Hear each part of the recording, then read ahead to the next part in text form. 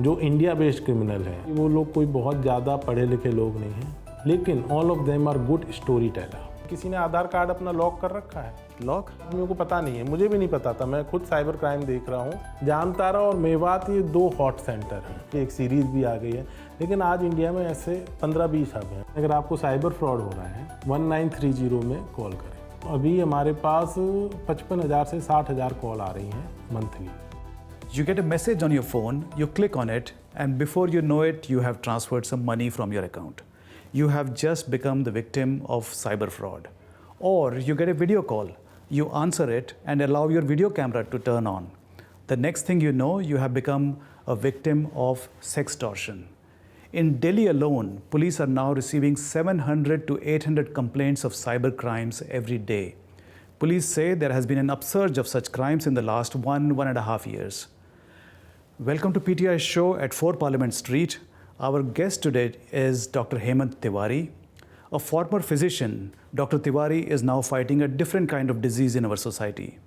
Dr. Tiwari is a Deputy Commissioner of Police. He heads the cybercrime cell of Delhi Police. We will ask him about the reasons for this increase in cyber crimes, the kind of people who are being targeted, and the typical profile of cyber criminals. We will also ask him how we can protect ourselves from this growing menace. Doctor Tiwari, आपका स्वागत है PTI में। Thank you sir. आप you are DCP cyber crime short में कहते हैं, लेकिन जो फॉर्मल नेम है वो काफ़ी लंबा चौड़ा है। Intelligence fusion and strategic operations. But cyber crime जो आमतौर से हम लोग इसको कहते हैं, what exactly is cyber crime? वो is it really cyber crime?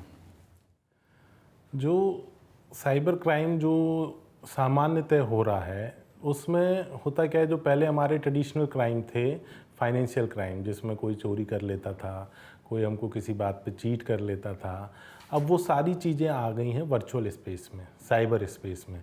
तो जो हम लोग डील कर रहे हैं, तो जो traditional crime being conducted on the cyber space is mainly considered under cyber crime. But जो एक्चुअल साइबर क्राइम होते हैं उसमें ये होता है कि जो हमारे कंप्यूटर डिवाइसेस हैं उनका रिमोट कंट्रोल ले लिया जाता है। आप चाहते हुए भी उनकी हैकिंग हो जाएगी, आप चाहते हुए अपने जो डिवाइस है आप उसको कंट्रोल नहीं कर पाएंगे, और आपको बिना आपके अननोइंगली आपका पूरा डाटा आपके डिवाइसेस से ले लिया जाएगा। That is actual cyber crime, जिसमें आपने साइबर टेक्नोलॉजी को यूज़ किया और नए नए एल्गोरिथम को यूज़ किया, और जो कोई रिमोट चीज़ है उसको आपने कंट्रोल लेके उसकी सारी इन्फॉर्मेशन ले ली या उस इन्फॉर्मेशन को मॉडिफाई कर लिया। बट जो आम जनता के पर्सपेक्टिव से है, जो जनरल पब्लिक है, उनके साथ जो साइबर क्राइम हो रहे हैं उसमें ये है कि हम लोग साइबर डिवाइस को यूज़ कर लेते हैं, जैसे कि टेलीफोन यूज़ कर लेंगे, आपका आईपैड यूज़ हो जाएगा, आपके लैपटॉप यूज़ हो जाएंगे, उसमें कोई आपको साइबर वर्ल्ड में कोई आपको कांटेक्ट करेगा वर्चुअल वर्ल्ड में, और फिर आपके साथ अलग अलग तरीके के क्राइम हो जाएंगे, जिसमें आपके पैसे की हानि हो जाएगी या आपकी रेपुटेशन की हानि हो जाएगी। तो किस टाइप की साइकोलॉजी यूज़ करते हैं कि वो they convince you to give money? Sir ये बड़ा आपने एक मतलब जब हम साइबर क्राइम को स्टडी करते हैं तो मोडस के हिसाब से तो सैकड़ों मोडस हैं कि इस तरीके से चोरी करेंगे, इस तरीके से चोरी करेंगे, लेकिन अगर हम साइकोलॉजी में देखें तो इफ़ेक्टिवली ये 3 तरीके के क्राइम हो रहे हैं। First is based of ignorance, कि जो बंदा चीट हो रहा है उसे पता नहीं चल रहा है कि उसके साथ चीटिंग हो रही है, वो इग्नोरेंस में है। लेट सपोज आपको अभी मैसेज आ रहे होंगे कि हम इंडिया पोस्ट से हैं और आपका फला एक पार्सल कहीं फंसा हुआ है और उसको चाहिए तो ये लिंक पे क्लिक कर दें। दूसरा है कि हम BSES से हैं, आपके जो एग्जैक्ट बिल अमाउंट आपको आ जाएगा, इतना बिल अमाउंट है, ये अपडेट नहीं हुआ, इसे अपडेट करने के लिए आप क्लिक कर दें। तो ये इग्नोरेंस है कि मतलब आप देख रहे हैं लेकिन आपको पता नहीं है कि ये चीटिंग हो रही है, फिर आपने वो लिंक क्लिक कर दी, कुछ उन्होंने और करने को बोला, आपने कर दिया, और आपके जो बैंक में पैसा है वो चला जाएगा। अब आते हैं ग्रीड में। ग्रीड में शुरू हुआ कि आपका फलाना विदेश से लॉटरी लगी है, आप इतने पैसे दे दो तो आपको मिल जाएगी। ये सब इंडिया से हो रहे थे, कोई जामताड़ा से हो रहा था, कोई मेवात से हो रहा था। फिर उसके बाद आया कि आपका कोई इम्पोर्टेंट पार्सल आया है विदेश से, फला चीज़ है, कस्टम में फंस गया, आप इतने पैसे दे दो तो आपका वो निकल जाएगा। Again greed. फिर आया इंश्योरेंस वाला, कि जिसमें जेन्युइन होता था कि आपने कोई इंश्योरेंस पॉलिसी कभी ली और वो ब्रेक हो गई या ब्रेक नहीं भी हुई, आपने मैच्योर हो गई, तो आपकी जेन्युइन पॉलिसी का नंबर लेके कोई एजेंट कॉल करेगा, मैं फ़लाँ फ़लाँ बोल रहा हूँ, आपकी ये पॉलिसी है, आप बोलोगे हाँ है। अगर ये ब्रेक हो गई तो फ़लाँ टाइम में ब्रेक हो गई थी, आप बोलोगे हाँ मैंने नहीं। तो अगर आप इसमें मान लीजिए पहले आपने 50,000 भरे हैं, आप 5,000 रुपये और भरेंगी तो ये चालू हो जाएगी। आपको लगता है 5,000 थोड़ा सा आपने भर दिया, फिर और लेके आएगा कि फ़लाँ चीज़ और है, आप इसमें इसको मर्ज कर दें, 50,000 में आपको 2 लाख रुपये और मिल जाएंगे। लेकिन इन सब की बातें शुरुआत होती बहुत छोटे से। वो कभी आपको पहली बार में 50,000 1 लाख रुपये नहीं मांगेगा। पहली बार में आपसे वो 500 रुपये, 1,000 रुपये, 5,000 रुपये, 10,000 रुपये। लेकिन जो आपका पहला कांटा फंस जाता है, फिर आपको लगता है 5,000 रुपये तो मेरे फंस गए, इसे मैं कैसे निकालूं। तो उसके चक्कर में आप फिर आगे आगे देते चले जाते हैं। तो ग्रीड के ऐसे कई हैं, लेकिन जो अभी सबसे ज़्यादा इम्पॉर्टेंट है, अभी हम सभी लोग पढ़े लिखे हैं, मिडिल एज हैं, अपना अच्छा काम कर रहे हैं, सैलरी आ रही है, हम लोगों का स्टॉक मार्केट में किसी न किसी तरीके से एक्सपोजर है, या हम इन्वेस्ट करते हैं म्यूचुअल फंड में, स्टॉक मार्केट में। डायरेक्टली नहीं करते तो हम देखते हैं कि भाई फ़लाँ चीज़ इतनी हो गई। हमारे कोई मित्र हैं, वो बताएंगे फ़लाँ स्टॉक में मैंने तो 20,000 रुपये लगाए थे, 1 साल में मेरे 50,000 हो गए। तो स्टॉक मार्केट के बारे में हमें जानकारी है। अब क्या होता है कि जो हम लोग हैं सोशल मीडिया प्लेटफॉर्म पे हैं, चाहे फेसबुक हो, चाहे आपका ट्विटर हो, चाहे इंस्टाग्राम हो, इसके अलावा बहुत सारी ये जो डेटिंग वेबसाइट्स हैं, तो यहाँ हमारे साथ फ़िशिंग की जाती है। आपके पास पॉपअप ऐड आएंगे कि आपको स्टॉक मार्केट में आपको फ्री ट्यूशन क्लासेस हैं और फ्री टीचिंग है। इसमें आपको सारे जो बड़े बड़े लोग हैं, जेन्युइन लोग हैं, उनके नाम आएंगे। लेट्स सपोज अभी राकेश झुनझुनवाला जी तो नहीं रहे, कि उनका आएगा कि राकेश झुनझुनवाला जी की क्लासेस हैं, और भी कई लोग हैं, अब मेरा उतना एक्सपोजर नहीं है तो मुझे उनके नाम ध्यान नहीं है, लेकिन जो जेन्युइन है, जिनको आप सर्च कर सकते हो, तो उनका आपको आएगा। फिर आप देखते हैं अच्छा ये है, तो आप देखते हैं ऑनलाइन, तो आपको दिखता है यार ये तो एंजल ब्रोकिंग के हेड हैं, ये फलाना तो दमानी जी हैं, इनको मतलब एक एस इन्वेस्टर हैं। इस तरीके से आप कन्विंस होते हो ये आदमी तो जेन्युइन है। फिर वो बोलते कि कोई पैसे नहीं देने, सिर्फ आप क्लास ले लो, अगर आपको फ़ायदा हो तो ठीक है, नहीं तो कोई बात नहीं, इसमें कोई बुराई नहीं। आपको लगता है क्लास ले लेते हैं, तो आप वो ग्रुप ज्वाइन कर लेते हैं। उस ग्रुप में होते हैं 200 लोग, 400 लोग। शुरू में आपको करेंगे कि वो आपको शुरू में टिप्स देंगे। मान लीजिए आपका किसी एक ब्रोकिंग फर्म में अकाउंट है, लेट सपोज ज़ीरोधा में है, एंजल ब्रोकिंग में है, अपस्टॉक में है, ग्रो में है, ICICI में है, हम सारे बैंक किसी न किसी का दे रहे हैं। तो वो बोलेंगे कि आपको उसी में करिए, वो आपको बताएंगे कि ये फ़लाँ स्टॉक ले लीजिए। तो आपको महीने भर वो अलग अलग टिप देंगे, उसमें आपको जेन्युइनली 15-20% का एक महीने में फ़ायदा हो जाएगा। आपने 1 लाख रुपए इन्वेस्ट की, 1-20 हो गए, आपको बहुत अच्छा लगा। अब मेन बात आती है, अब ये आती है कि जो मिस्टर XYZ हैं, जो एस इन्वेस्टर हैं, अब वो एक अपना नया ग्रुप शुरू कर रहे हैं।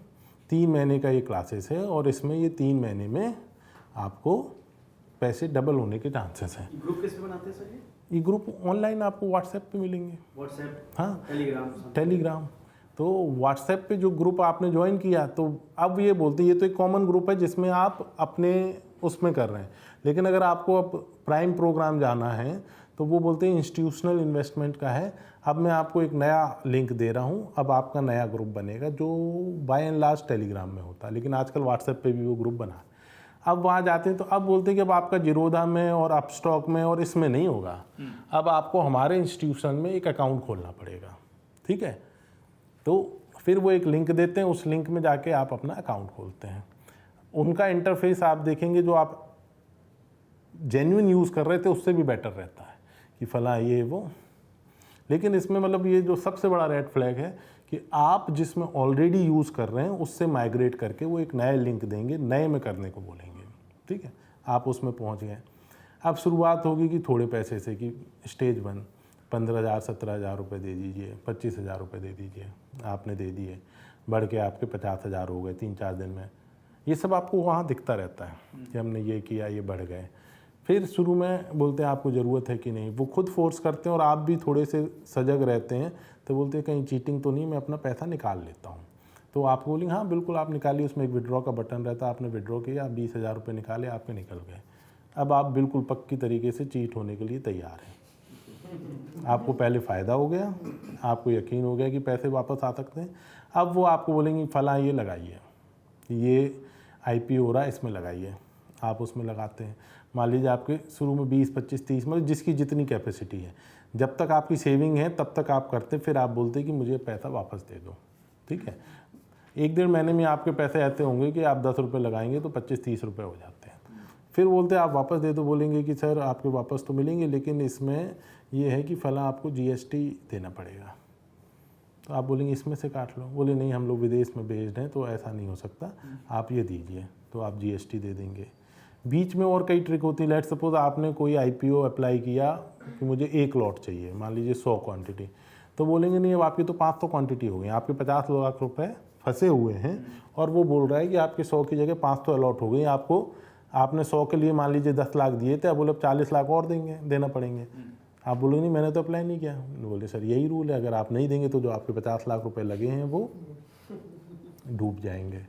अब आदमी उस 50 लाख के रुपए और देता है, फिर वो बताएंगे कि कहीं कुछ हमारे यहाँ रेड हो गई, ये हो गया लॉ इन्फोर्समेंट की, इसमें ऐसा वैसा हुआ, 2 दिन आपका अकाउंट नहीं चलेगा, तीसरे दिन हमने सेटल कर लिया और आपका अकाउंट अब डबल हो गया। लेट सपोज आपके 1 करोड़ रुपए थे आज, तो जो आपको 3 दिन दिक्कत हुई इसके लिए हमने आपको कंपनसेट करके डबल कर दिया, आपका पैसा 2 करोड़ हो गया, अब वापस दो।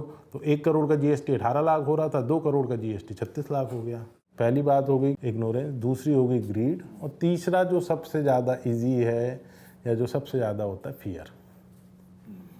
फियर। अब आपको फियर में XYZ रीज़न होगा, लेकिन आपको ये बता दिया जाएगा कि आप फंस चुके हो, आप लॉ इन्फोर्समेंट एजेंसीज के चक्कर में आ गए हो, अब आपको बचना है तो आपको पैसे देने होंगे।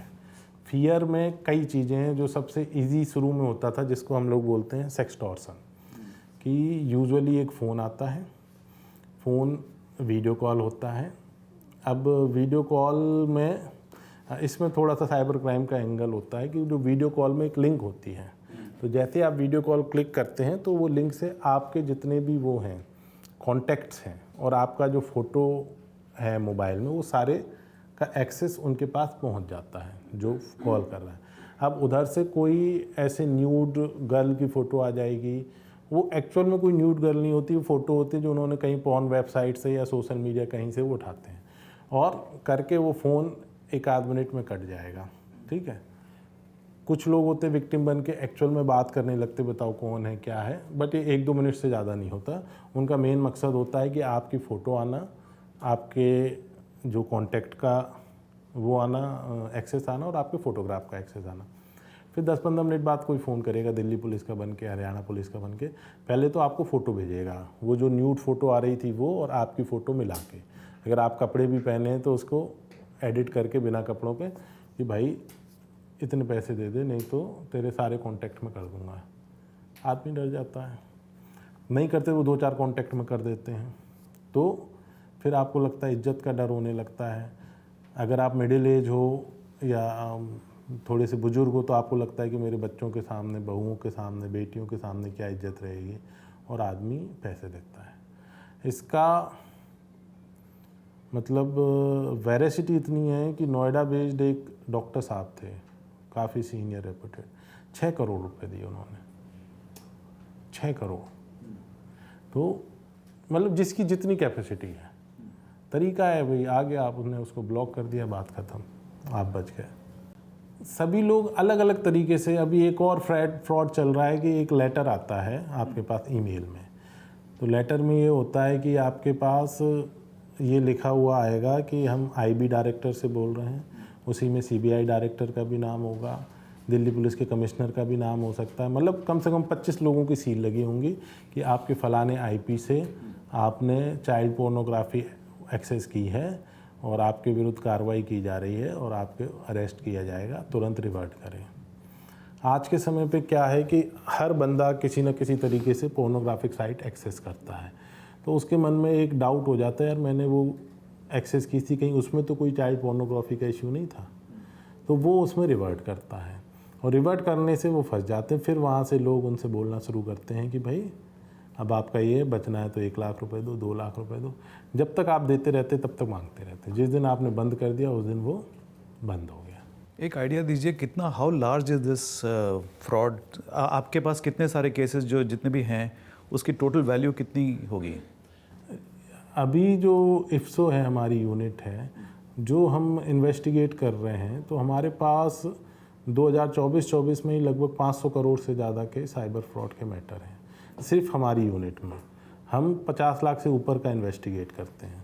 दिल्ली में 15 ज़िले हैं, हर ज़िले में एक साइबर सेल है, उनका डाटा हमारे पास नहीं होता, हम सिर्फ अपनी यूनिट की बात कर रहे हैं। 500 करोड़ से ज़्यादा उससे ज़्यादा इस साल, ओनली दिस ईयर 2024 के in 2024 until July. Rough estimate है, थोड़ा बहुत कम ज़्यादा हो सकता है, लेकिन काफ़ी है। These are the people who have become victims and they have paid out. They have already paid the money. जो आपने केसेस बताया उसमें से कितने केसेस आपने क्रैक कर लिए, कितने अरेस्ट हुए हैं, कितने?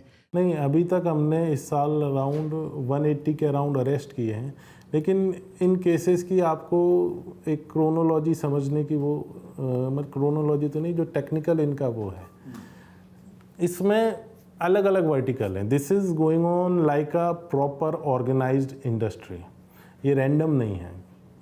पहला है कि एक मॉड्यूल है जो सिम पे काम करता है, जो इंडिया की सिम अगर इंडिया में यूज़ होनी तो इंडिया में, अगर बाहर यूज़ होनी तो बाहर पहुंचाता है।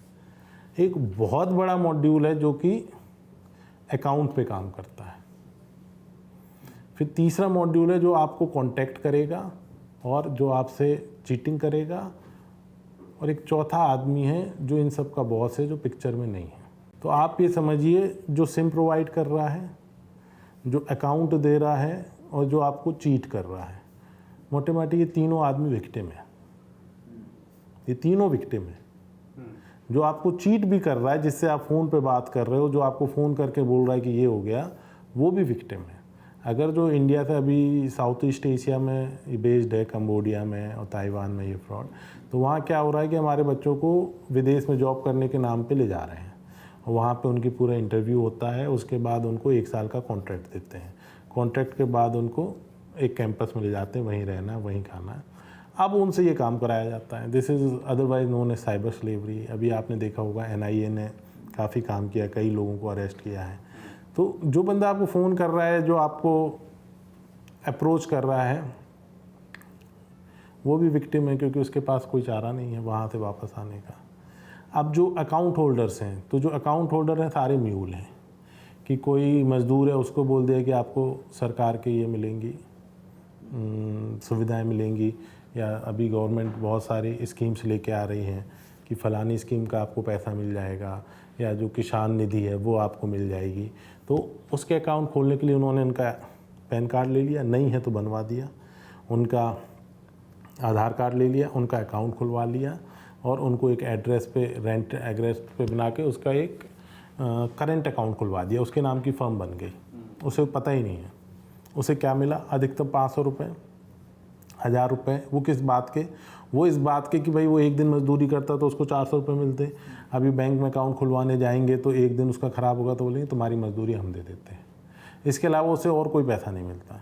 अब इसके बाद के एजेंट आते हैं जो यंग लड़के हैं, जो उस एरिया के, कि उनको कुछ पैसे मिलते हैं, भाई आप ऐसे पोटेंशियल विक्टिम लेके आओ तो आपको 5000 रुपये मिलेंगे एक अकाउंट के।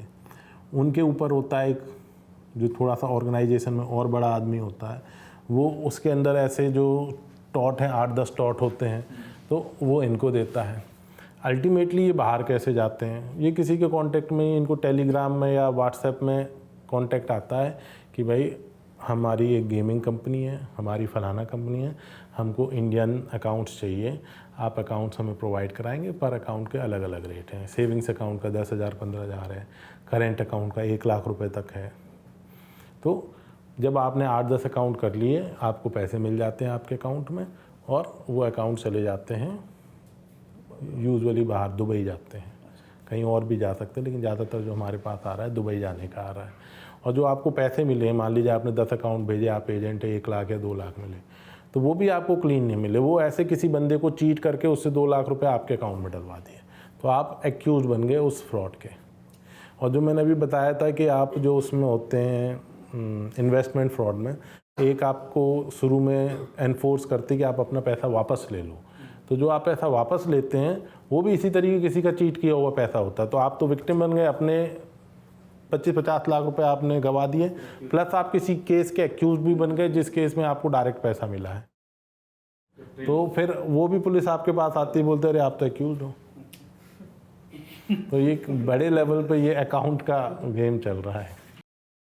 तिवारी जी, क्या बड़े चैलेंजेस आते हैं ये जांच करने में और रोकने में साइबर क्राइम को? और दूसरा कि कौन सा टाइप है, रैंसमवेयर बात करते हैं हम, डेटा ब्रीच, आईडी थेफ्ट, कोई ऐसा जिसमें बहुत ज़्यादा इंक्रीज हो रहा है अभी? नहीं, जो अभी जनरल पब्लिक के पर्सपेक्टिव से है उनके लिए रैंसमवेयर नहीं है, उनके लिए यही चीटिंग है। या तो इग्नोरेंस में लिंक क्लिक कर रहे हैं, या वो ग्रीड में आके पैसे दे रहे हैं, या डिजिटल अरेस्ट में फियर में पैसे दे रहे हैं। चैलेंजेस क्या फेस करते हैं आप? चैलेंजेस सबसे बड़ा ये बैंक से ट्रेल करना बहुत बड़ी एक दिक्कत है, क्योंकि पहली जो लेयर है, जो विक्टिम है, वो 5 से 6 अकाउंट में डालता है अपने पैसे, और जब इसको हम पूरा ट्रेस करते हैं तो 500-600 अकाउंट में जाते हैं पैसे, और उसके बाद इसका डिस्पोजल होता है। बड़ा टेंगल है। तो पहली लेयर हम ब्लॉक करा देते हैं। बैंक वाले 1 महीने से पहले कोई रिप्लाई नहीं देता, फिर उनसे हम 5 वालों से पूछेंगे भाई अगले मान लीजिए 10-10 में गए 50, तो उसमें आप 1 महीने मान लीजिए। तो ऐसे करके जब हम 5-6 लेयर तक पहुंच पाते हैं, 1 साल हो जाता है। पता चला जिसका अकाउंट है, जिसने खोला, वो आदमी नहीं मिल रहा। तो यूजुअली हमारी फर्स्ट और सेकंड लेयर से ज़्यादा इन्वेस्टिगेशन जा नहीं पाती। केस इतने आ रहे हैं, आईओ के पास दूसरा केस एक तैयार है। हर आदमी चाह रहा है कि उसके पैसे तुरंत वापस मिल जाएं। किसी को फ़र्क नहीं पड़ता, हम अगर 20 अकाउंट होल्डर पकड़ लिए और उसके 2 रुपये भी वापस नहीं मिले तो उसे फ़र्क नहीं पड़ता, उसके लिए पुलिस ने कोई काम नहीं किया। हम किसी को ना पकड़ें, उसके पैसे वापस मिल जाएं तो पुलिस ने बहुत काम कर दिया। तो बैंक की इन्वेस्टिगेशन में बहुत दिक्कतें हैं। अब धीरे धीरे हमारे आरबीआई के साथ भी मीटिंग्स हो रही हैं और मिनिस्ट्रीज़ भी इसको टेकअप कर रही हैं।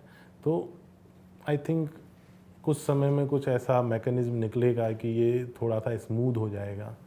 दूसरा ये है कि जो हमारे फाइनेंशियल इंक्लूजन के लिए बैंक अकाउंट खोलना बहुत ईजी हो गया है। तो वो भी एक बात है कि आप बिना सामने ऑनलाइन ही आपके अकाउंट खुल जा रहे हैं। वो ज़रूरी भी है उनके लिए, लेकिन फिर उसका दुरुपयोग भी हो रहा है, क्योंकि जो चीटर हैं उसको यूज़ करके अकाउंट खुलवा रहे हैं।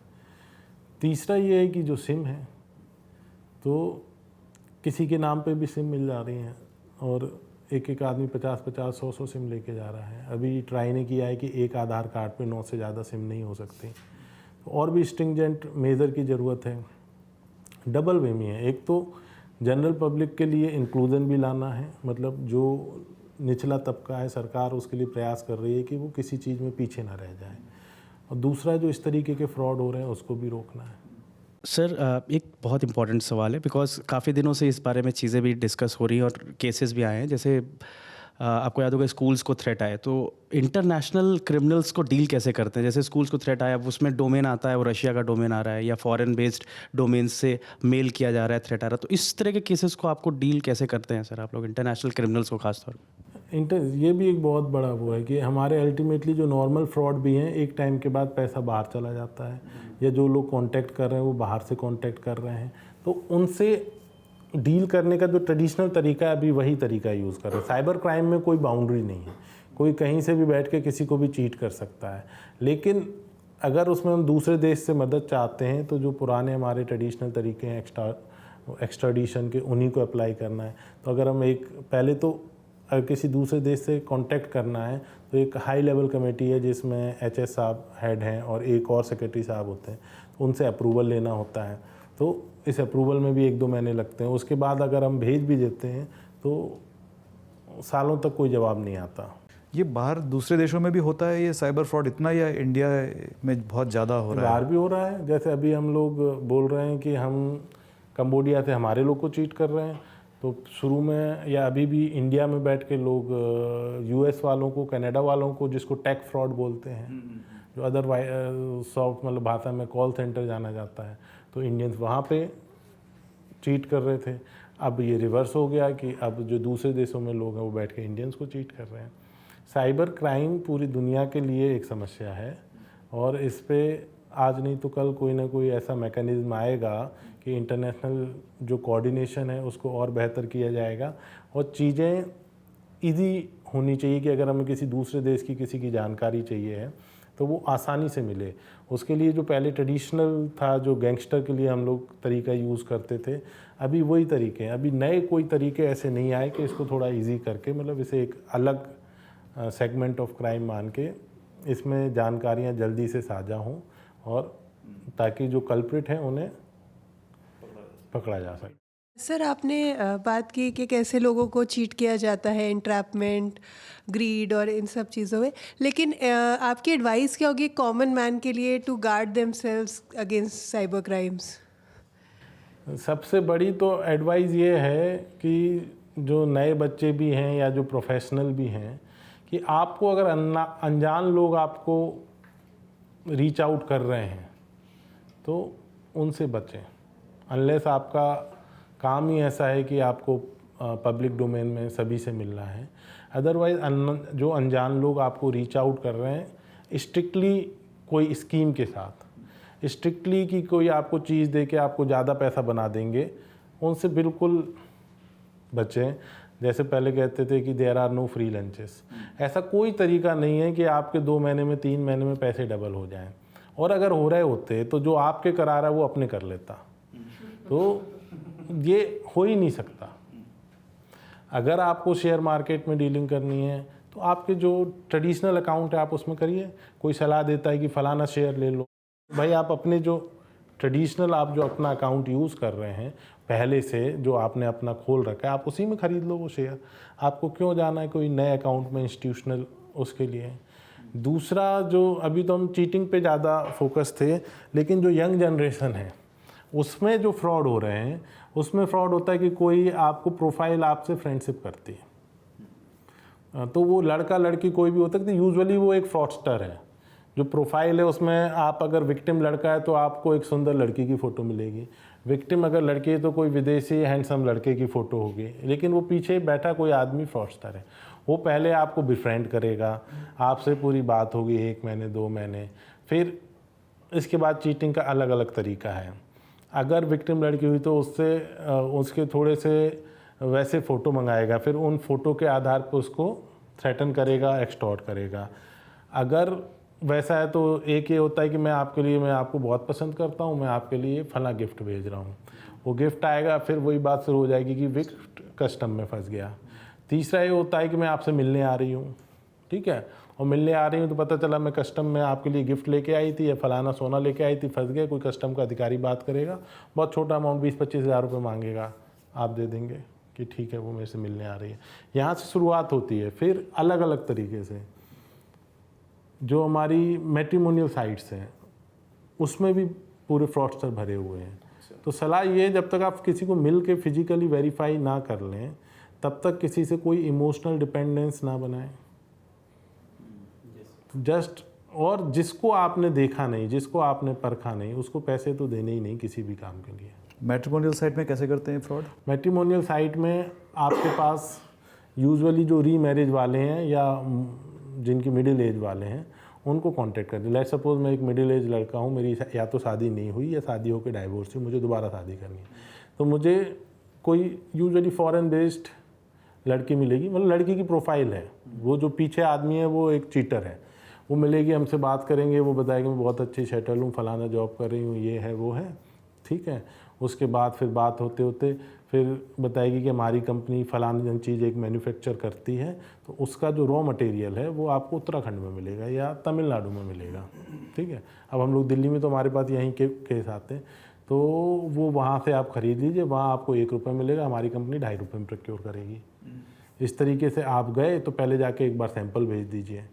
अब आप वो लड़की से इतने प्रभावित हैं, आप चाहते हैं उससे शादी करना, अब उसकी बात आपको सच्ची लगती, वो ऐसी एक स्टोरी बनाएगी कि इससे हमारी शादी अच्छी हो जाएगी, हमारा फ्यूचर अच्छा हो जाएगा, हम थोड़े पैसे कमा लेंगे।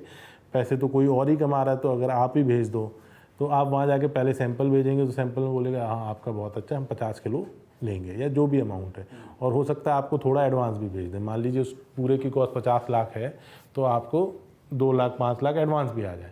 अब आप वो खरीदें, अब जिससे आप खरीद रहे हो वो भी उन्हीं का जो साथी है, आप वहाँ से ले आएंगे, अल्टीमेटली कुछ नहीं है, वो घास फूस है। फिर जब देने की बात आएगी कि अब इसको ख़रीद लो, तो बोलेंगे नहीं अब तो हमारे यहाँ पे पूरा हो गया या कॉन्ट्रैक्ट ख़त्म हो जाएगा। ये एक स्टोरी है, कई स्टोरी, मतलब ये सोशल मीडिया जो प्लेटफॉर्म है वो सिर्फ पहचान करने के लिए और एक इमोशनल बॉन्ड स्थापित करने का माध्यम है। उसके बाद तो वो ट्रेडिशनल चीटिंग है, हमारी ग्रीड को ही टच करते हैं। Greed is the main driving force. greed And is greed the and fear, like you said. Greed and fear. आपको क्या लगता है कि आने वाले सालों में जो साइबर क्राइम पुलिसिंग है और विकसित होगा आगे जाके? इसमें भी साइबर क्राइम में और जो ट्रेडिशनल क्राइम में एक थोड़े से मैं आपको डिफरेंस बताता हूँ। लेट्स सपोज आप जा रहे हैं रोड पे, ठीक है, आपने सोने की चेन पहन रखी है, उसको पकड़ के कोई खींच के चला गया। सोने की चेन की कीमत मान लीजिए 1 तोले की होगी 60-70 हज़ार, ज़्यादा होगी 1 लाख रुपए। तो ये लॉस सिर्फ सोने की चेन का नहीं है, ये लॉस है कि स्ट्रीट पे क्राइम हुआ, 10 आदमियों ने देखा कि आपके सामने किसी की हिम्मत हुई, उसने आपका पकड़ा लेके चला गया। अब इस क्राइम में देखिए, जो बंदा आपकी स्नैचिंग कर रहा है वो 5 स्नैचिंग करेगा तो उसमें चांस है कि एक में वो पकड़ा जाए, हो सकता है उसकी गाड़ी फिसल जाए, हो सकता है जिसकी स्नैचिंग कर रहा है उसके साथ में कोई ऐसा आदमी हो जिसकी नज़र उसको पकड़ ले, उसकी पिटाई हो सकती है, वो पकड़ा जा सकता है। और अगर वो लेके भाग गया तो उसका ह्यू एंड क्राई बहुत है। समाज में एक साइकोसिस का फियर है कि भाई ये क्या हो गया, मतलब ये कानून व्यवस्था की स्थिति नियंत्रण में नहीं है। अब साइबर क्राइम में क्या हुआ, एक अननोन आदमी है, उसको किसी ने देखा नहीं, उसने चीटिंग कर ली। 10 लोगों की वो चीटिंग करेगा छोटी छोटी, तो उसमें से 5 रिपोर्ट होंगी। 5 को रिपोर्ट हो गए तो उसमें एक में ही चांसेस है कि उसको पकड़ा जाएगा। लेकिन समाज को किसी को नहीं पता चला, वो पकड़ा गया, पकड़ के आएगा तो उसमें चीटिंग है, कंपाउंडेबल ऑफेंस है। मान लीजिए जिसकी उसने 2 लाख की चीटिंग की, उसमें पकड़ा गया, उसके 2 लाख रुपए वापस करेगा, बेल हो जाएगी। तो आपको क्या लगता है इसके लिए पनिशमेंट को और थोड़ा स्ट्रिंजेंट बनाने की ज़रूरत है, कानून में बदलाव की ज़रूरत है? नहीं, कानून में पॉलिसी लेवल पे तो मैं कमेंट नहीं कर सकता, लेकिन जो आप बता रहे थे, जो अभी आपने पूछा था कि अब जो स्पेस, जो हमारे जो क्राइम अगेंस्ट प्रॉपर्टी है, उसका स्पेस साइबर धीरे धीरे धीरे धीरे बढ़ता जाएगा। तो अभी जो एक ज़िले में एक साइबर थाना हो रहा है, आप सोचिए कि एक समय ऐसा आएगा कि एक ज़िले में अगर 10 थाने तो पता चला 8 साइबर थाने, 2 ट्रेडिशनल क्राइम के थाने, क्योंकि ज़्यादातर जो क्राइम अगेंस्ट प्रॉपर्टी है वो साइबर स्पेस पे आता जाएगा। जैसे जैसे हमारी प्रॉपर्टी साइबर स्पेस में आती जा रही हैं, वैसे वैसे crime against property cyber space में आता जाएगा। इसके लिए नए कानून से ज़्यादा ज़रूरी है कि जो जागरूकता का लेवल है, क्योंकि अभी तक इसमें समाज में उतना इम्पैक्ट नहीं है। जैसे आगे आप लोग अभी ट्रेन में जाएंगे तो पर्स रख के जाते तो हम 4 बार पर्स चेक करते हैं कि हमारा पर्स है कि नहीं, क्योंकि हमें पता है वहाँ पे पिक पॉकेटिंग हो सकती है, मतलब बाहर। लेकिन ये बात हमारे इसके लिए नहीं है। अगर मैं आपसे पूछूंगा, अगर आपके आधार कार्ड सभी के पास होंगे, किसी ने, आप में से यहाँ पे 11 लोग बैठे, किसी ने आधार कार्ड अपना लॉक कर रखा है? लॉक? हाँ, आधार कार्ड लॉक होता है? हाँ, आधार कार्ड लॉक होता है। डिजी लॉकर में आ जाके आधार किसी ने कर रखा है? तो बहुत ही कम होंगे, 1 या 2 आदमी ने कर रखा होगा, लेकिन 8 आदमियों को पता नहीं है। मुझे भी नहीं पता था, मैं खुद साइबर क्राइम देख रहा हूँ, जब कोई एक मैटर आया तब मुझे पता चला ऐसे लॉक होता है आधार कार्ड। अगर आपने आधार कार्ड लॉक नहीं किया तो आपने आधार अपना जहाँ भी कभी यूज़ किया होगा, किसी को आधार मिल जाएगा, वो आपके सिम ले लेगा, वो आपके नाम पे, अगर किसी बैंक वाले को उसने कोलैबोरेट कर लिया अपने साथ, अकाउंट खोल देगा। लेकिन अगर आपने लॉक कर रखा है तो आपका मिसयूज़ नहीं हो सकता है। मतलब मैं ये बताना चाह रहा हूँ कि जागरूकता का बहुत अभाव है। सो कॉल्ड हमारे जो जैन जी है, पढ़े लिखे लोग हैं, उनके पास भी इतनी जागरूकता नहीं है कि भाई इस चीज़ को कैसे मैनेज करें। जैसे एज अ पेरेंट्स जो हमारे यंग बच्चे आ रहे हैं, टीनेजर, हम, क्योंकि हमें नहीं पता, हम उन्हें नहीं बता पाते कि भाई सोशल मीडिया में आप किससे दोस्ती करो, किससे नहीं। अगर हमारे लड़के जो होते हैं टीन एज में, वो अगर स्कूल जाते हैं तो हम उनको 4 चीज़ें बताते हैं कि भाई कोई कुछ खाने को दे तो नहीं लेना अनजान आदमी से, अगर कोई आपका पीछा कर रहा हो तो एक सेफ जगह चले जाना है। बच्चियां हैं तो उनसे हम बोलते हैं कि भाई आप गुड टच बैड टच जानो।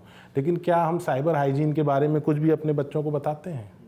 आप इतने अलग अलग किस्म के केसेस हैंडल करते हैं, is there a profile of a cyber criminal, and equally is there any kind of a victim profile also that your unit has drawn up? Yes, victim profile definitely we have drawn. Victim profile है तो मैं आपको बताता हूँ, जो आपके let suppose हम करते हैं बात डिजिटल अरेस्ट की, या जिसमें आपको IVR कॉल आता है, फिर आपको बोला जाता है कि आपका कोई पार्सल मिला है तो उस पार्सल में ड्रग्स हैं, या आपको बोला जाएगा कि हम ट्राई से बोल रहे हैं, आपकी सिम ब्लॉक हो जाएंगी, आप टेरर उसमें नेटवर्क में हैं, या कस्टम से या किसी तरीके से करेंगे। तो इसमें जो विक्टिम होते हैं यूजुअली मिडिल एज से ऊपर के होते हैं, मतलब आप समझिए 50-55 प्लस। यूजुअली सिंगल होते हैं, सिंगल इन द सेंस कि मैरिड भी हो सकते हैं लेकिन हो सकता है हस्बैंड कहीं और रह रहे हों, आपके बच्चे अच्छे सब हैं लेकिन पता चला वो बाहर सेटल है, आपके साथ नहीं है। तो इस तरीके से क्या हुआ, आप अकेले हो गए, आप मोर देन मिडिल एज हो गए, 50s में 60s में हो गए, and more of the women, ऐसा नहीं है कि पुरुष नहीं है लेकिन मोर ऑफ द वीमेन। और चौथा वेल टू डू। अब हम आते हैं जो इन्वेस्टमेंट फ्रॉड हो रहे हैं, जो आज की डेट में 2 बड़े बड़े फ्रॉड हो रहे हैं। इन्वेस्टमेंट फ्रॉड में क्या है कि यूजुअली मेल होंगे, फीमेल भी होती हैं, बट यूजुअली मेल होंगे, मिडिल एज होंगे, और जो वेल टू डू हैं, जिनके पास अच्छे पैसे हैं। तीसरे, जिनके पास अच्छा ज्ञान है, ठीक है, हो सकता है कोई साइबर एक्सपर्ट हो। मतलब हमारे पास एक केस है कि एक वेल रिनाउंड कंपनी का वो साइबर सिक्योरिटी के हेड हैं और रिटायर हो गए अभी, उनके साथ इन्वेस्टमेंट फ्रॉड हुआ। और क्रिमिनल प्रोफाइल? क्रिमिनल प्रोफाइल जो हम पकड़ते हैं, मतलब जो इंडिया बेस्ड क्रिमिनल हैं, उसमें ये जान के आप लोग को बहुत आश्चर्य होगा कि वो लोग कोई बहुत ज़्यादा पढ़े लिखे लोग नहीं हैं। मतलब कोई इंजीनियरिंग ग्रेजुएट तो मतलब 100 में से एक भी नहीं मिलेगा, ज़्यादातर 12th हैं, 10th हैं, लेकिन all of them are good story Taylor.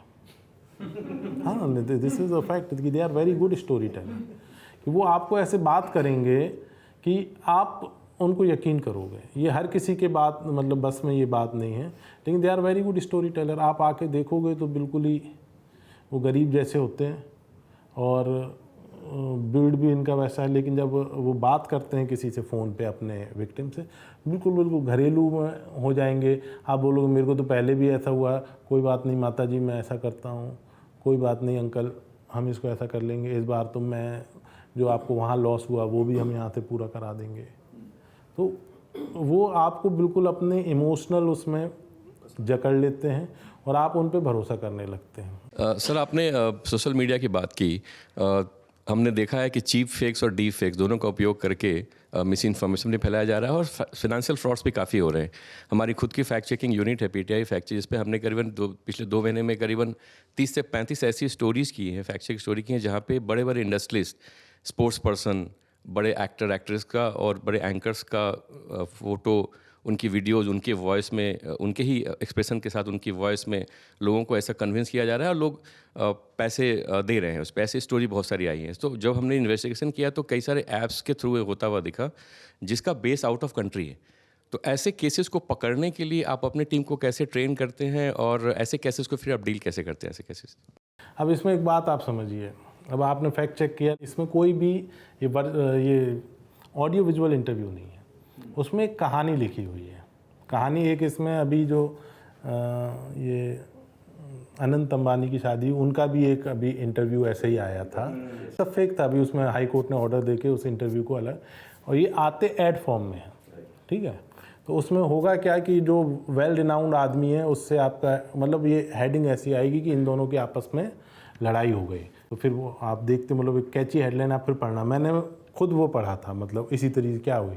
तो उसमें ये बात पता चली कि ये बोलते हैं कि आप तो अमीर हो और पैसे कमा रहे हो और हम लोग मेहनत करते पैसे नहीं कमा पाते, और उनको कर्ज करते हैं। फिर वो जो रिनाउंड आदमी है वो बताता है कि नहीं, जब मैं आपसे बात कर रहा हूँ तब भी मेरे पैसे बन रहे हैं। तो पूछते कैसे, तो वो बताएंगे कि फला एक जगह है, वहाँ पे आपको 1700 रुपये में जमा करता हूँ और जब मैं बात करता हूँ, जब तक हमारी बातचीत ख़त्म होगी वो 1700 के 3000 रुपये हो जाएंगे, ठीक है। फिर इसको और करेंगे तो उससे और हो जाएंगे। तो वो एंकर फिर बोलते अच्छा ये तो ऐसा है, मैं भी ट्राई करूँगा, और पूरी एक वो इंटरव्यू वहाँ पर ख़त्म हो जाता है। फिर जो विक्टिम है हमारे टाइप का जो पढ़ता बोलता, वो फिर वो उस पर क्लिक करता है कि भाई ये कहाँ है। तो उससे जैसे क्लिक करेगा आई एम इंटरेस्टेड, वहाँ से फ़ोन आएगा, पहले 1700 ही मांगेंगे। 1700 ईजी, आदमी सोचता है चले भी जाएँ तो कोई बात नहीं, तो 1700 देगा। फिर वही सिस्टम चालू कि इसको बढ़ के इतना हो गया, इसको निकालना है तो और दें। ये वाले जो अभी इंटरव्यू तो कई आ रहे हैं, लेकिन विक्टिम हमारे पास अभी तक एक ही है इफ्सो में, हो सकता है कि बाकी जगह, लेकिन ये बड़ा न्यू ट्रेंड है और इसमें बहुत स्कोप है, क्योंकि बड़े बड़े एक्ट्रेस के इंटरव्यू आ रहे हैं, बड़े बड़े एंकर्स के इंटरव्यू आ रहे हैं, और उसमें आदमी फंस जाता है। ऐसे करण थापर जी का कोई ऐसा इंटरव्यू किसी ने दे रखा था, जब वो मेरे पास आए बोले नहीं वो तो खुद मुंह से बोल रहे थे करण थापर जी। मैंने बोला ऐसा हो ही नहीं सकता, मैंने कई चीज़ें देखी, वो बोलते नहीं हैं, वो लिखा रहता है। Again it is very good story telling. तो जब उन्होंने फिर चेक किया तो बोले हाँ वो बोल नहीं रहे थे, वो लिखा था। फिर बोले कि नहीं उनकी गलती है, उनको बताना चाहिए। मैंने बोला उन्हें पता ही नहीं होगा कि उनका इंटरव्यू चल रहा है। जब तक उनको पता चलेगा, मतलब ही वॉज लाइक कि he is responsible because of his face, because of his value I have invested. तो बट उनको पता ही नहीं होगा कि भाई मेरा तो ये इंटरव्यू चल रहा है। जब अनंत अंबानी जी को जब तक पता चला तो तब तक तो पता नहीं जितने लोग चीट होने होंगे हो गए। फिर अभी recently honourable Delhi high court ने ऑर्डर दिया है कि उनका इंटरव्यू हटाया जाए। सर आपने तो बताया फ्रॉड्स के बारे में, बट कोई कॉमन मैन, कोई कॉमन विक्टिम अगर विक्टिम बनता है तो उसको क्या करना चाहिए? How does he approach? This is a very good question. अगर आपको साइबर फ्रॉड हो रहा है 1930 में कॉल करें। अब देखिए आपके पास 112 भी हेल्पलाइन है, उस पर भी कॉल कर सकते हैं। 1930 ही क्यों? अभी मैं आपको बता रहा था कि जो पहले लेयर में 5 अकाउंट होते हैं और छठवीं लेयर जाके वो 500 अकाउंट हो जाते हैं। तो अगर आप किसी थाने में जाके ये रिपोर्ट करेंगे तो पहले वो 5 अकाउंट की इन्फॉर्मेशन निकालेगा, उसके बाद वो अगले 50 अकाउंट की निकालेगा, उसके बाद वो अगले लेयर के, ऐसे बहुत टाइम लगेगा। लेकिन जैसे ही आप 1930 में कॉल करेंगे तो उसमें आपके पास आपका ट्रांजैक्शन आईडी, जो ट्रांजैक्शन डिटेल है वो आपके पास हैंडी होना चाहिए। जैसे ही आप उनको ट्रांजैक्शन आईडी बताएंगे अपना ये पूरी डिटेल के बाद, तो उस ट्रांजैक्शन, सपोज आपका ट्रांजैक्शन 10,000 का हुआ और तो 10,000 रुपये में 1 रुपये भी अगर किसी अकाउंट में गया है तो वो तुरंत इंस्टेंटली ब्लॉक हो जाता है। 1930 ने आरबीआई के साथ मिलके, हमारे एमएचए ने ये 1930 हेल्पलाइन बनाई है, तो उनके साथ आरबीआई के साथ मिलके ऐसा एल्गोरिथम बनाया है कि लेट सपोज आपके 10,000 रुपये 40 अकाउंट में गए हैं, मान लीजिए लेयर 1, लेयर 2, लेयर 3, लेयर 4। तो जैसे ही 1930 में आपने डिटेल की और उन्होंने आपकी कंप्लेंट रजिस्टर की, इंस्टेंटली वो 40 के 40 अकाउंट डेबिट फ्रीज हो जाएंगे। उनमें से किसी में भी अगर आपका पैसा रहेगा तो आपको वापस मिलने के चांसेस हैं। तो साइबर क्राइम का मतलब 1930। सेकेंडली, अगर 1930 नहीं लग रहा है तो आप 112 बताइए, तो 112 वाले आपकी कंप्लेन करेंगे और आपको 1930 में ट्रांसफ़र कर लेंगे। दिल्ली में ऐसा होता है, हो सकता है अन्य राज्यों में भी ये इंटीग्रेशन हो गया हो। तो 112, मान लीजिए 112 भी नहीं लग रहा है आपको, कोई ऐसे बोल रहे हैं कि डिजिटल अरेस्ट किया है और ये किया है वो किया है, तो आप, अगर आपने कोई गलत काम नहीं किया और आपको बोल रहे हैं डिजिटल अरेस्ट किया है, तो सीधे आप नियरेस्ट थाने में पहुंच जाएं, जो अगर आपकी पुलिस चौकी है नियरेस्ट थाने, वहाँ पहुँच जाएं, वहाँ बताएं कि भाई मुझे ये बोल रहे हैं कि लखनऊ क्राइम ब्रांच ने मुझे डिजिटल अरेस्ट किया है, या कस्टम वालों ने या सीबीआई वालों ने डिजिटल अरेस्ट किया है। तो आप उनके पास जाएंगे, वो आपकी बात सुन के आपको पूरा वो बता देंगे और आपको, अगर आपसे कोई पैसे चले गए तो आपका मुकदमा दर्ज कर देंगे। तो ऑन एन एवरेज इफ्सो में कितने कॉल्स आते हैं 1930 में डेली? 1930 जो हमारे पीसीआर यूनिट है वो करती है, और उसमें जो हमारे जो कॉल वेंडर्स हैं वो हमने इफ्सो से भेजे हैं, अलग अलग ज़िलों से भी बुला के उनको ट्रेन करा रहे हैं वहाँ पे। तो अभी हमारे पास 55,000 से 60,000 कॉल आ रही हैं मंथली। डेली की 17,000 से 1700 से 1800 कॉल आती हैं। अच्छा सर, ये बताइए आजकल कहीं किसी भी कंज्यूमर या मार्केट में जाएं तो आपका वो डेटा ले लेते हैं, मानो फ़ोन नंबर लेंगे आपसे, ईमेल एड्रेस ले लेंगे, रजिस्टर करवा लेंगे। तो ये जो डेटा शेयरिंग कितना बड़ा प्रॉब्लम है साइबर क्राइम के रिलेटेड? डेटा शेयरिंग तो एक बहुत बड़ा प्रॉब्लम है। अब मैं आपको एक पैरेलल एग्जांपल देता हूँ। आप में से अगर कोई किसी सोसाइटी में रहते हैं, हाई राइज में, नोएडा में, गुड़गांव में, तो नीचे आपने देखा होगा कि आपके यहाँ 8-10 गार्ड होंगे और वो 2 शिफ्ट में या 3 शिफ्ट में होंगे। तो एक जो 400 या 500 फ्लैट की सोसाइटी है उसमें भी 20-25 गार्ड होते हैं जो एक फ़िज़िकल सेफ्टी करते हैं कि कोई कहीं से घुस ना जाए, अगर कोई वेंडर आ रहा है या कोई कुरियर गाय आ रहा है तो उसका वेरिफिकेशन हो जाए, जो आ रहा है उसकी डिटेल हो जाए। लेकिन जो डाटा हम दे रहे हैं, मान लीजिए आप XYZ आउटलेट पे जाते हैं, सब बोलते हैं कि डाटा दे दीजिए। वो क्यों लेते हैं डाटा? क्योंकि उनको मार्केटिंग करनी है। वो आपसे अगर अच्छी जगह जाएंगे, आपका डेट ऑफ बर्थ भरवा लेंगे, आपका एनिवर्सरी, फिर आपको ऑफ़र आएंगे कि भाई मतलब ये उनका भी जेन्युइन है कि भाई आपको रीच आउट करेंगे कि भाई आपका बर्थडे आ रहा है 20% ऑफ है, आपकी एनिवर्सरी आ रही 25% ऑफ है, अगर आपने कपड़े वपड़े लिए हैं किसी स्टोर से कि भाई हमारी नई सेल आने वाली है, तो इस हिसाब से लेते हैं। लेकिन कोई भी कंपनी जो है इंडिया में, किसी की भी डाटा सिक्योरिटी को लेके कोई रोबस्ट मैकेनिज्म नहीं है। जो फाइनेंशियल इंस्टीट्यूशंस हैं उनको हम छोड़ दें तो जो जहाँ जहाँ हमारा डाटा लिया जा रहा है, ना तो उनके पास कोई इस बात का वो है कि अगर उनके पास से लीक हुआ तो हम उनको पिन पॉइंट कर पाएँ या उनसे कंपनसेशन ले पाएँ। तो डाटा सिक्योरिटी को लेके इस तरीके की ना तो कोई रोबस्ट पॉलिसी है, ना कोई लॉ है। तो हम लोग भी दे देते हैं अपने कि चीज़ें हमें पता रहेंगी, या हमें वो क्या बोलते हैं टाइम पे ऑफ़र मिल जाएंगे। तो इसके दो तरीके हो सकते हैं, या तो आप डाटा शेयर ना करें, शेयर नहीं करेंगे तो आप इन चीज़ों से वंचित रह जाएंगे। अगर शेयर करें तो फिर आप दो नंबर रखें, एक नंबर जो बिल्कुल पर्सनल हो, जिसको आप कहीं शेयर ना करें, जो नंबर आपका फाइनेंशियल इंस्टीट्यूशंस में है, और एक कॉमन नंबर है जो आप सबके लिए दे रहे हैं, क्योंकि यूजुअली जो हम मोबाइल यूज़ करते हैं सब में डुअल सिम है। हो सकता है आप सभी के पास दो दो सिम होंगी भी। तो इस तरीके का कोई तरीका निकाल सकते हैं, या कुछ और इनोवेटिव मेथड निकालना पड़ेगा। लेकिन जहाँ ज़रूरत नहीं है, जैसे आप कहीं गए बाहर, हैदराबाद गए, बेंगलोर गए, कहीं जा रहे हैं कुछ, और आपको पता है यहाँ दोबारा आने के चांसेस बहुत कम है, तो वहाँ मत करिए शेयर आप डाटा। सर, आपने जैसे बताया कि काफ़ी सारे केसेस रजिस्टर हो रहे हैं, पिछले भी सालों में बहुत सारे केसेस रजिस्टर हुए हैं, तो इसका प्रोसिक्यूशन रेट कितना है?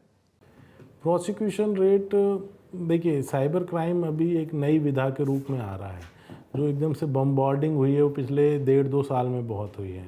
तो इसमें काफ़ी तक तो हम लोग चार्जशीट तक पहुँचे हैं, लेकिन प्रोसिक्यूशन जो कन्विक्शन है अभी तो मुझे लगता नहीं कि मतलब कन्विक्शन तक, मैं सबका तो नहीं कह सकता, लेकिन इफ्सो में कन्विक्शन तक पहुंचने के ऐसे बहुत ही कम, बिकॉज हमारी यूनिट इफ्सो 4 साल पहले बनी है। जामतारा बार बार यूज़ किया है, is it the cyber crime hub of India? Jamtara और मेवात ये दो हॉट सेंटर हैं, लेकिन ये दो नाम सबकी जुबान पे चढ़ गए। जामतारा की एक सीरीज़ भी आ गई है, लेकिन आज इंडिया में ऐसे मतलब सैकड़ों नहीं तो कम से कम 15-20 हब हैं। मैं आपको बता रहा हूँ, मध्य प्रदेश का जो महाकौशल रीजन है, जबलपुर, उसके आसपास के, और जो मालवा रीजन है, इंदौर, ये सब सिम के हब हैं। सॉरी, सिम नहीं, अकाउंट के हब हैं। जो हमारा असम का एरिया है वो सारा सिम का हब है, वेस्ट बंगाल है वो सारा सिम का हब है, और हम साउथ इंडिया में जाएं, आंध्र प्रदेश के जो कुछ गुंटूर के आसपास के हैं वो अकाउंट के हब हैं। तो अलग अलग चीज़ों के हब बन के निकलते आ रहे हैं, मतलब हॉटस्पॉट बोल सकते हैं हम।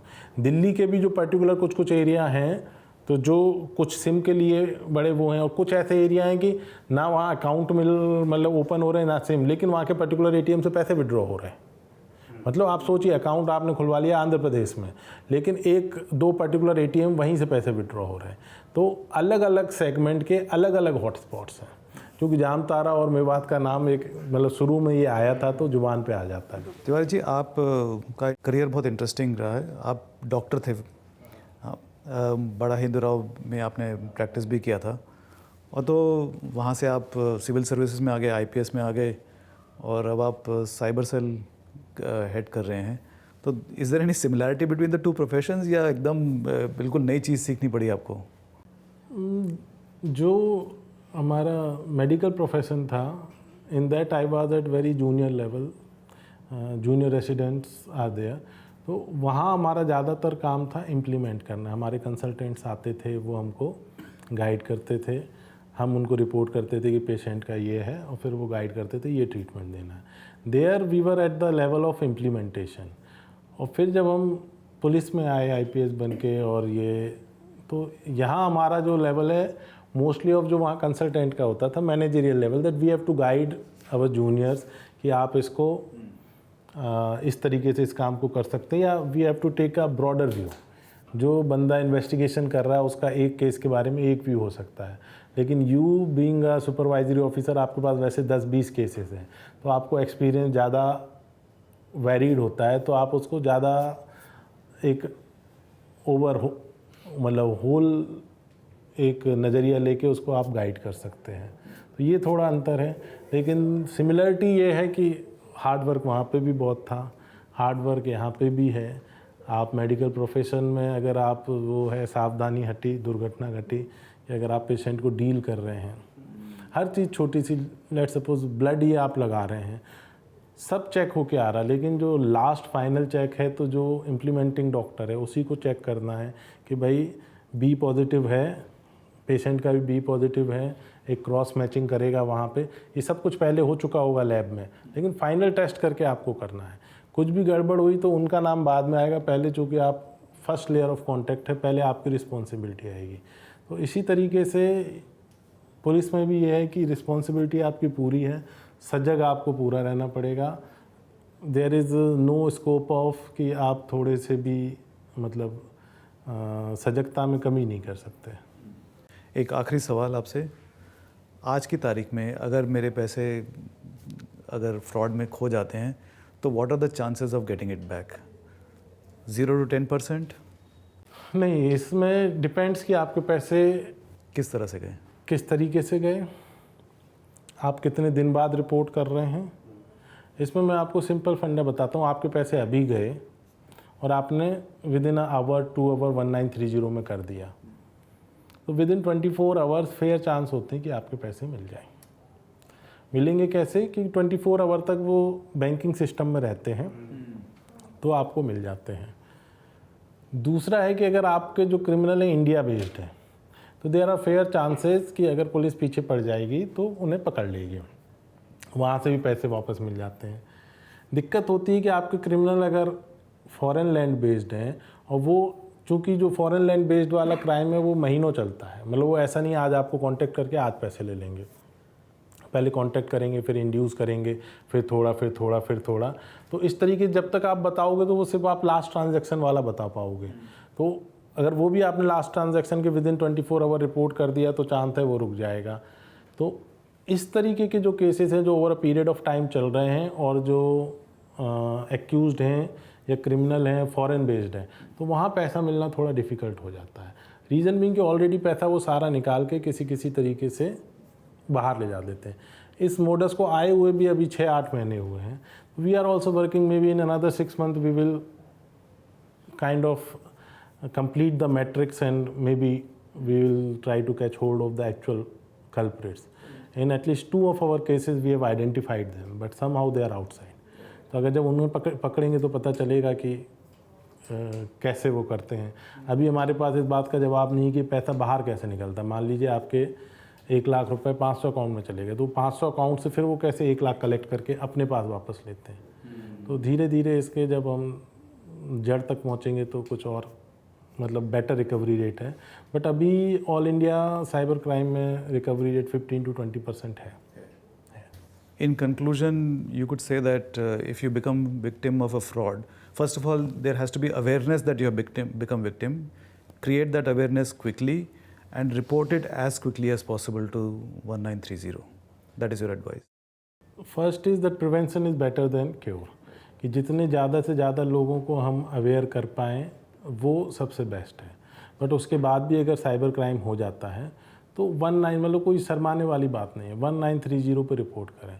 और अगर कोई उस तरीके से भी सेक्सटॉर्शन वाला भी कोई साइबर क्राइम हो रहा है, या जिसमें आपको लगता है आपकी रेपुटेशन को भी हार्म होने के चांस है, तो उसमें भी कोई दिक्कत नहीं, आप 1930 में तुरंत रिपोर्ट करें और किसी से शेयर करें। अगर आपको इतना डर लग रहा है, कोई फियर वाला है, डिजिटल अरेस्ट वाला, तो आप किसी से शेयर करें। जैसे ही आप शेयर करेंगे आपका डर थोड़ा कम होगा, आपकी थिंकिंग स्ट्रेट होगी और आपको समझ में आएगा कि it was a fraud. Great. Hemant Tiwari ji, thank you so much for explaining this wonderfully complex crime that we are all facing. Thank you very much for calling me here. इस तरीके से मैं ज़्यादा से ज़्यादा लोगों से connect हो पाऊँगा, और अगर इससे हम कुछ भी % लोगों को अवेयर कर पाए then it will be a great win for all of us. Of course. Thank you. Thank you.